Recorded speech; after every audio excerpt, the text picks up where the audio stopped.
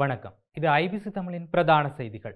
முதலில் தலைப்புச் செய்திகள். மைத்திரியை முந்திய அனுர வெளியான புதிய அறிக்கை. வடமராட்சி தெற்கு மேற்கு பிரதேச ஒருங்கிணைப்பு குழு கூட்டம். திருகோணமலை மாவட்டத்தில் யுத்தத்தால் பாதிக்கப்பட்ட மக்களுக்கு வீடு வழங்குவதில் அரசாங்கம் இழுத்தடிப்பு. இம்ரான் எம்பி குற்றச்சாட்டு. யாழில் 2ஆம் சங்கிலிய மன்னனின் 407வது சிரார்த்த தின நிகழ்வு. உளவு இயந்திரம் பாவித்து கரைவளை தொழில் செய்த 6 பேர் கைது. மன்னாரில் இராணுவத்தின் 54வது படைப்பிரிவின் ஏற்பாட்டில் தெரிவு செய்யப்பட்ட மாணவர்களுக்கு பாடசாலை உபகரணங்கள் வழங்கி வைப்பு. கைதான பாடகரை சிறையில் சந்தித்த சட்டத்தரணி காண்டீபன். பேருந்து கட்டணம் தொடர்பில் விடுக்கப்பட்டுள்ள கோரிக்கை. இனி தொடர்பான விரிவான செய்திகள்.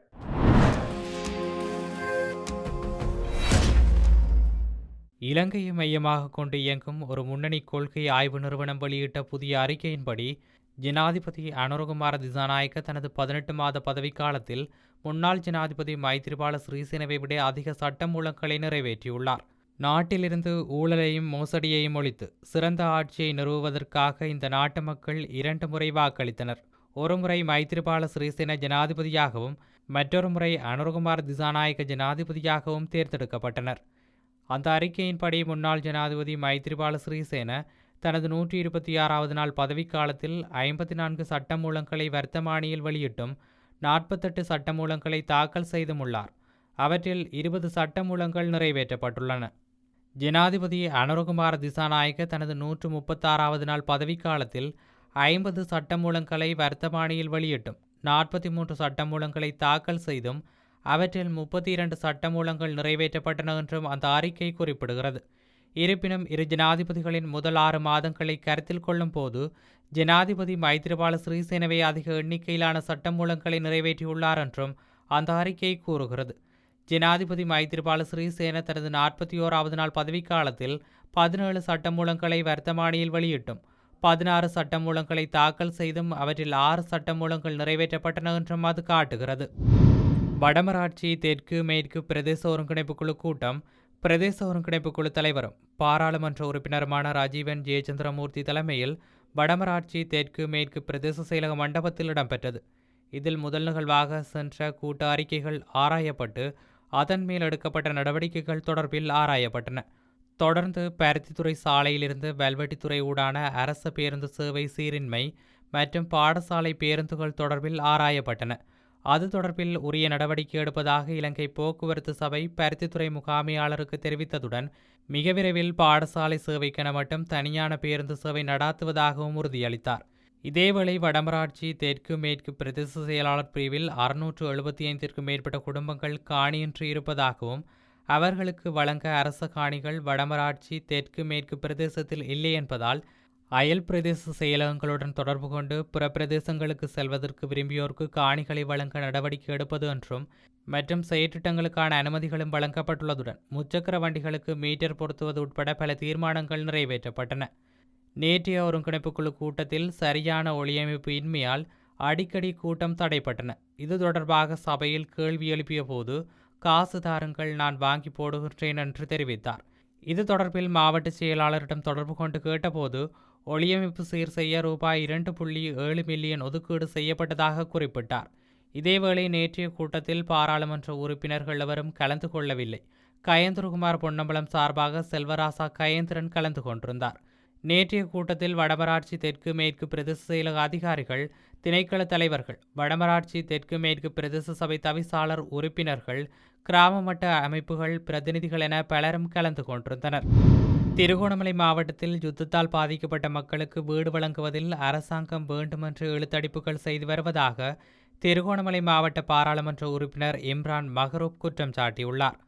ஊடகங்களுக்கு கருத்து தெரிவித்த அவர் மேலும் கூறியதாவது: கடந்த கால உள்நாட்டு யுத்தத்தினால் பாதிக்கப்பட்டு இடம்பெயர்ந்த திருகோணமலை மாவட்ட மக்கள் தமது சொந்த இடங்களுக்கு மீள்குடியேறிய போதிலும் வீடுகள் அழிவடைந்துள்ளமையால் தற்காலிக இருப்பிடங்களில் வசித்து வருகின்றனர்.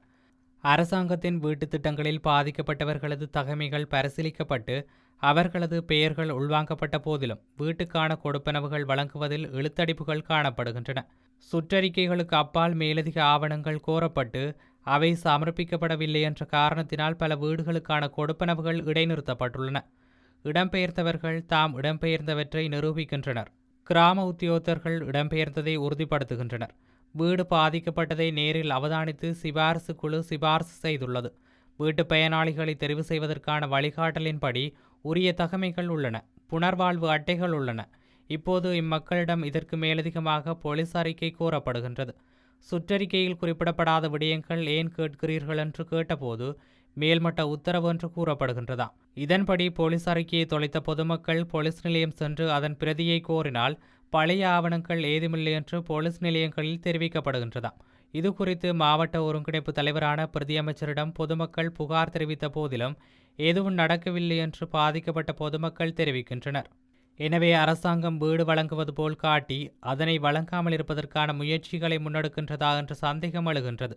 இது ஒரு கையால் கொடுத்து மறுகையால் பறிப்பது போன்ற செயலாகும். அரசாங்கம் எதிர்நோக்கும் பொருளாதார நெருக்கடிகளை சமாளிக்க இதுபோன்ற தந்திரங்களை கையாண்டு நிதியை மீதப்படுத்துகிறது என்பது இதிலிருந்து தெளிவாகின்றது என்று அந்த அறிக்கையில் மேலும் தெரிவிக்கப்பட்டுள்ளது.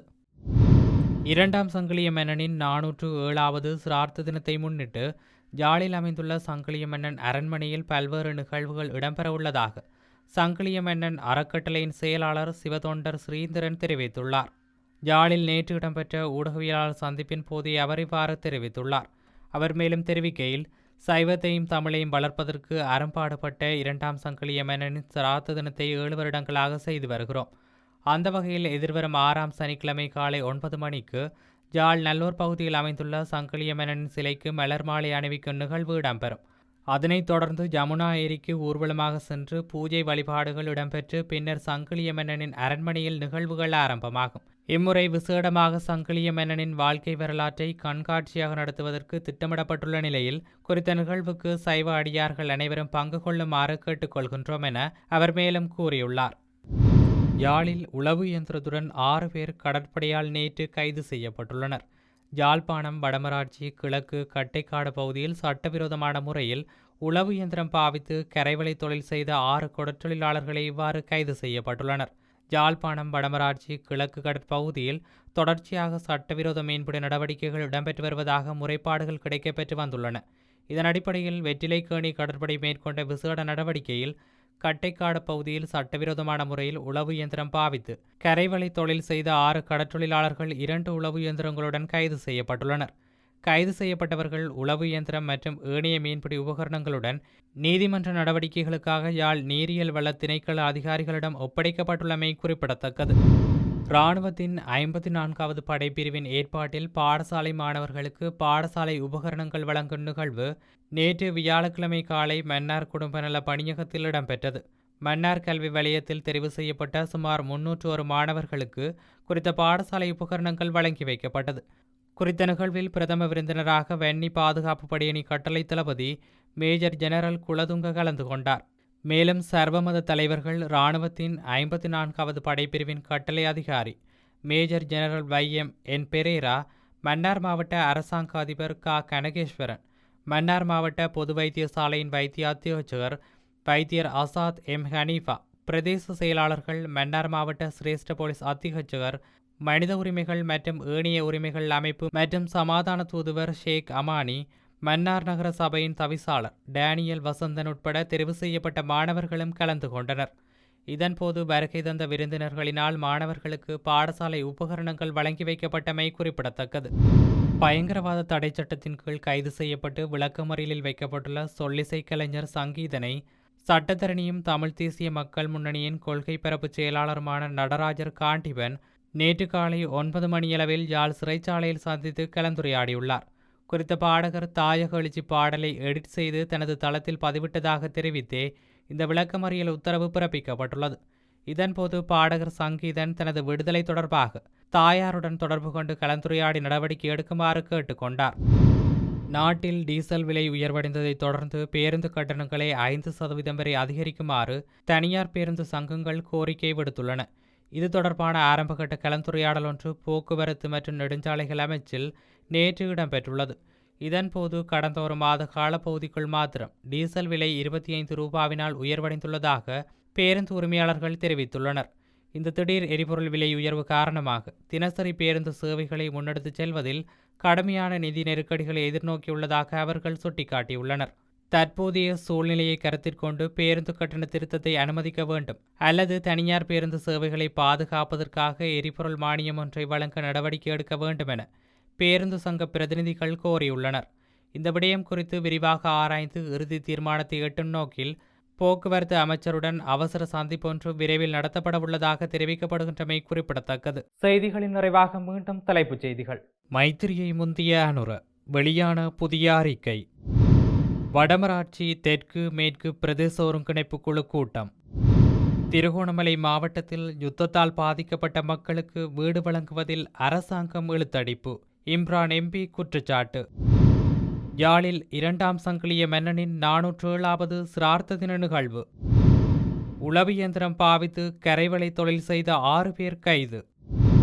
மன்னாரில் இராணுவத்தின் 54வது படைப்பிரிவின் ஏற்பாட்டில் தெரிவு செய்யப்பட்ட மாணவர்களுக்கு பாடசாலை உபகரணங்கள் வழங்கி வைப்பு. கைதான பாடகரை சிறையில் சந்தித்த சட்டத்தரணி காண்டீபன். பேருந்து கட்டணம் தொடர்பில் விடுக்கப்பட்டுள்ள கோரிக்கை. இத்துடன் ஐபிசி தமிழின் பிரதான செய்திகள் நிறைவு பெற்றன. மேலும் செய்திகளை அறிந்து கொள்ள ஐபிசி தமிழ் என்ற எமது யூடியூப் பக்கத்தினூடாக இணைந்திருங்கள். வணக்கம்.